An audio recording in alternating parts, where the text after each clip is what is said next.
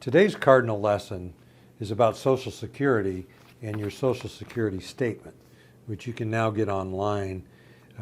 It's as simple as going to ssa.gov and opening a Social Security or a My Social Security account. They're going to do some identity tests on you. It could be a little bit of trouble at first. You're going to need this to sign up for Medicare if you want to do it online and to sign up for Social Security. But if you're short of all that, you're going to want to do it just so you can get this statement. And when clients come into us for financial planning, retirement planning, this is one of the to-dos for people, is to go back and get your Social Security statement and your spouse's Social Security statement, so we can use the numbers that we get from here to put them into your financial plan.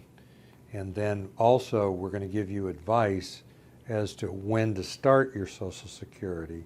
And then once we know that, that's a guaranteed amount that we're going to use as a baseline in financial planning.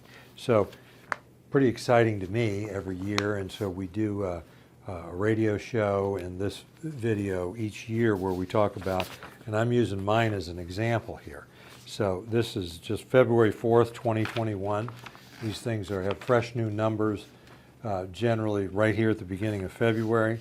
And you know what this thing says on the first page, or the first page of numbers, if I wait until I'm 70 years old to start my Social Security, I'm going to get $4,001 a month. It's just an estimate, and paid for the rest of my life. If I take it at full retirement age, which is 66 and 8 months for me, I was born in 1958, it will be $3,143 a month.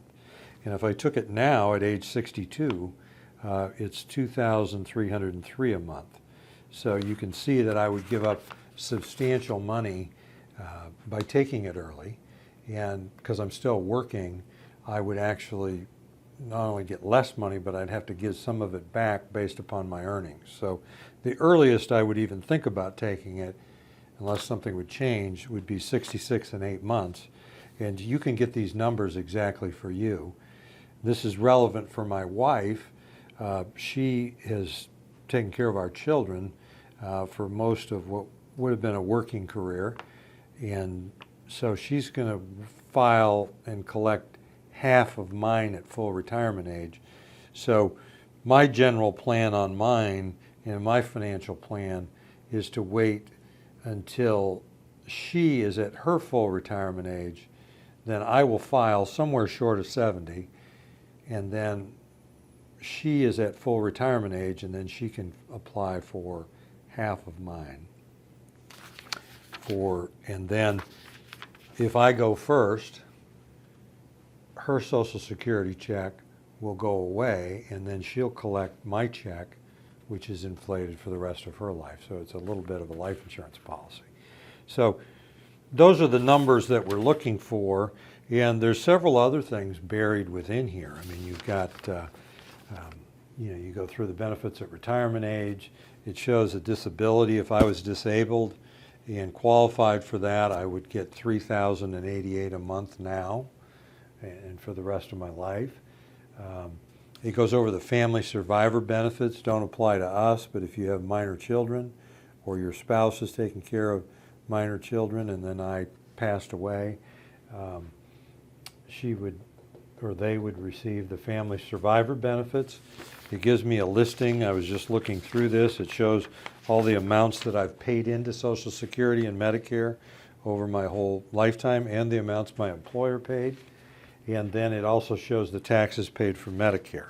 So this is really not a lot of real excitement in the news, but if you want to get started thinking about your retirement, if you're not on Social Security yet and you haven't filed or your spouse hasn't filed, this is what we use.